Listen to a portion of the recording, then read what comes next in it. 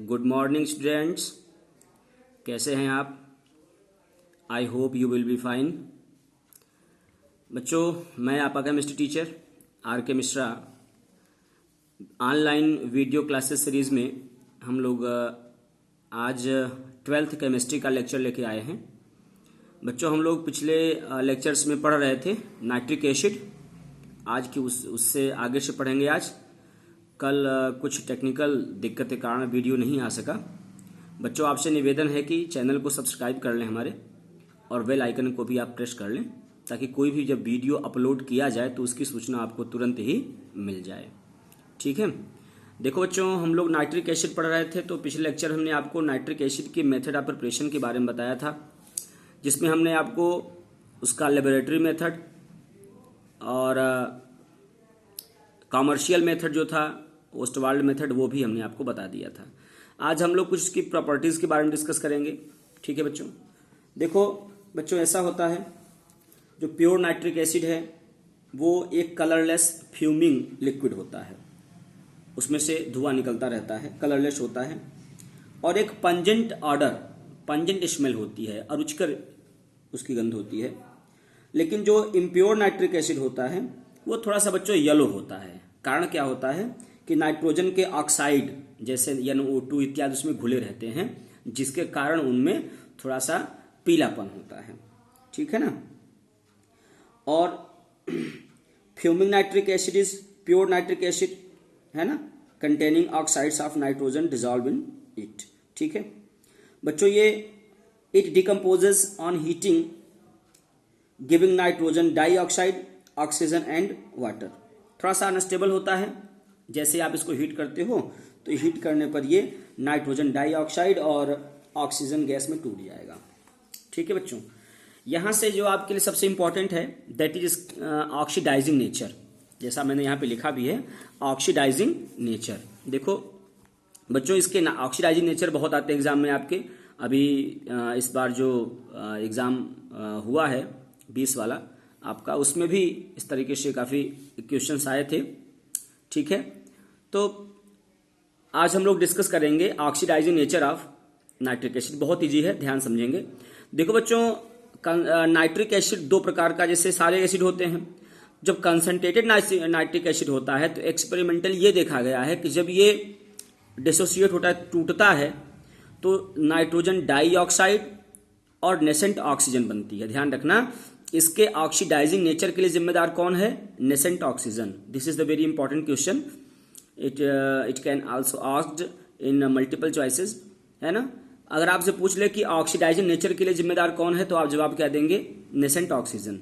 HNO3 जब dissociate होगा तो कंसंट्रेटेड है, तब ध्यान रखना, कंसंट्रेटेड है तो नाइट्रोजन डाइऑक्साइड बनेगी और नेसेंट ऑक्सीजन बनेगी। लेकिन यही स्थिति बदल जाएगी कब? जब ये डाइल्यूट हो जाए बच्चों। अगर डाइल्यूट होगा तो नाइट्रिक ऑक्साइड बनेगी। ध्यान रखना, वहां पे नाइट्रोजन डाइऑक्साइड बन रही थी और यहां पे क्या बनेगी? Nitric oxide. इसका नाम बच्चों नाइट्रिक ऑक्साइड। ठीक है।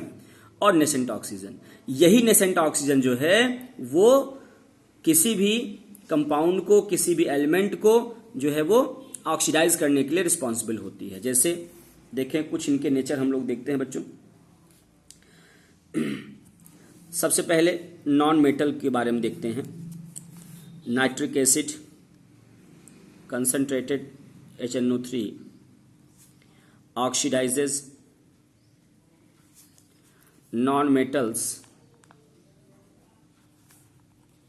Like sulphur, carbon, phosphorus, iodine, है ना, into their respective acids, into their respective acids। देखना बच्चों, जैसे कार्बन को, जो ये आपका नाइट्रिक एसिड है, ये कार्बन को जब कार्बन से आप रिएक्शन कराओगे तो आप देखना ध्यान से क्या होना है यहाँ पे। देखो, जैसे कार्बन और HNO3 कंसंट्रेटेड, तो कंसंट्रेटेड है तो किस में टूटेगा? मैंने भी आपको बताया, नाइट्रोजन डाइऑक्साइड बनेगी, वाटर बनेगा और नेसेंट ऑक्सीजन बनेगी। यही नेसेंट ऑक्सीजन इस कार्बन को जो है वो CO2 में ऑक्सीडाइज कर देगी, ठीक है ना। Carbon is oxidised to CO2, है ना।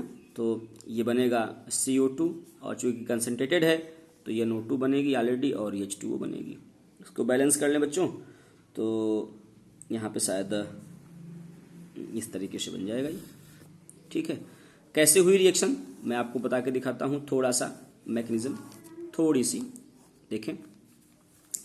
चूँकि नाइट्रिक एसिड है, कंसनट्रेटेड है, तो टूटेगा तो अभी मैंने आपको बताया कि NO2 नेसेंट ऑक्सीजन और H2O बनेंगे, ठीक है ना। ये जो नेसेंट ऑक्सीजन निकला ये जो है वो कार्बन से रिएक्ट किया होगा और बना होगा CO2। जब एक साथ रिएक्शन लिखेंगे तो पूरी की पूरी रिएक्शन आ जाएगी, NO2 CO2 और H2O निकल बन जाएगा, ठीक है ना। इसी प्रकार बच्चों सल्फर को अगर सल्फर के साथ रिएक्शन करा दें, ठीक है ना। सल्फर, चूंकि सल्फर जो है आपकी वो ऑक्टा एटॉमिक होती है, लेकिन अगर हम एज ए सिंबल लिखें तो सल्फर की रिएक्शन करा दें अगर HNO3 से, ठीक है ना। अगर सल्फर की रिएक्शन करा दें HNO3 से, चूंकि कंसनट्रेटेड है तो कंसनट्रेटेड में क्या बनेगा, NO2 बनेगी, नेसेंट ऑक्सीजन और H2O, तो बनेगी आपकी NO2। और जो नेसेंट ऑक्सीजन है वो सल्फर को किस में ऑक्सीडाइज कर देगी, सल्फ्यूरिक एसिड में ऑक्सीडाइज कर देगी, H2SO4 में कर देगी, और साथ साथ क्या बनेगा, H2O, ठीक है ना। इसको बैलेंस कर लीजिए बच्चों। जैसे बैलेंस करने बैठोगे, सल्फर 8 है तो यहाँ भी सल्फर 8 हो जाएगी आपकी, है ना। और नाइट्रिक एसिड आप देखेंगे अगर अपने से भी तो इस तरीके से बनेगा ये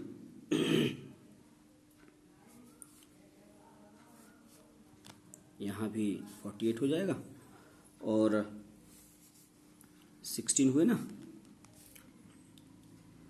16 यहाँ हो गए तो 16 यहाँ बचे ना। तो इस तरीके से आप देख रहे हो कि ये अलग अलग नॉन मेटल्स को भी ऑक्सीडाइज कर दे रहा है।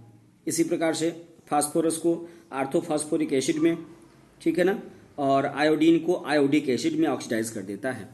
देखो जैसे आयोडीन कंसनट्रेटेड HNO3 है ना, कंसनट्रेटेड है NO2 बनेगी, और आयोडीन है HiO3 में ऑक्सीडाइज होगा आयोडिक एसिड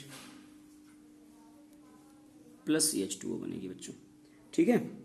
बिल्कुल आपके समझ में आ रहा होगा कि कंसनट्रेटेड लिए हैं तो क्या क्या बनना है, वो इक्वेशन बिल्कुल एग्जैक्ट है एकदम उसमें। और यहाँ पे कितना हो जाएगा, ये हो जाएगा और नाइट्रोजन हो जाएगी 10, इस तरीके से बैलेंस हो जाएगा ये, ठीक है बच्चों। इसी प्रकार से आपका अगर हम बात करें फास्फोरस को आर्थोफास्फोरिक एसिड में ऑक्सीडाइज कर देगा।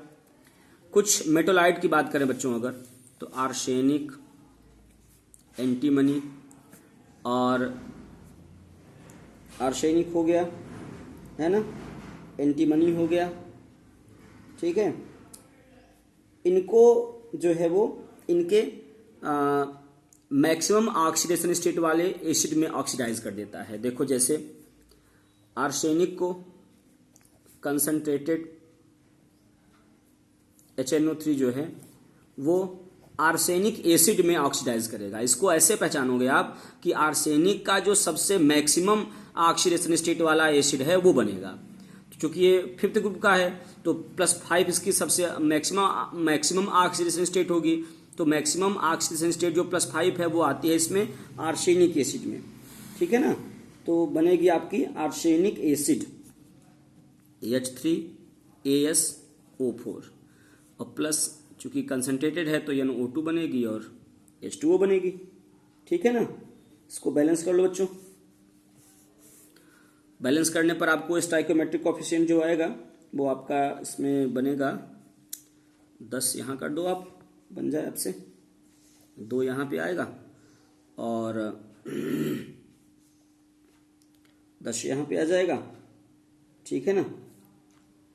और ये 2 यहाँ बैठेगा, फिर 2 यहाँ आ जाएगा। ये है आर्सेनिक एसिड। इसको आप अच्छे से समझ सकते हो। कारण क्या है बच्चों इसका, कि आर्सेनिक अपने उस एसिड में ऑक्सीडाइज होगा जो इसका सबसे मैक्सिमम ऑक्सीडेशन स्टेट वाला होगा। आप देखोगे तो आर्सेनिक +5 यहां पे आएगा क्योंकि +5 इसकी सबसे हाईएस्ट है, ठीक है ना। इसी प्रकार बच्चों अगर नाइट्रिक एसिड की बात करें, एंटीमनी की बात करें तो एंटीमोनिक एसिड में ऑक्सीडाइज कर देता है, जैसे Sb प्लस HNO3 कंसंट्रेटेड ले रहे हैं, ध्यान रखना। तो एंटीमोनिक एसिड में बदल जाएगा ये, मतलब H3SbO4 एंटीमोनिक acid plus NO2 plus H2, ठीक है ना। इसको बैलेंस कर लें बच्चों, तो इस प्रकार से आ जाएगा ये है आपकी एंटीमोनिक एसिड। आप कितना इजी तरीके से समझ पा रहे हैं इसको ना, बहुत इजी है ये। केवल आपके नियम चलेंगे इसमें, बस ये नियमानुसार है, सब कुछ नियम पे है। आपको अगर ध्यान ही रखना है तो लैंग्वेज याद रख लो आप कि एंटीमनी को एंटीमोनिक एसिड में, फार्मूला आपको याद है तुरंत बना लोगे आप फट से, कोई दिक्कत ही नहीं उसमें, ठीक है ना। अब कुछ कंपाउंड्स की बात करते हैं बच्चों। Oxidation of compounds,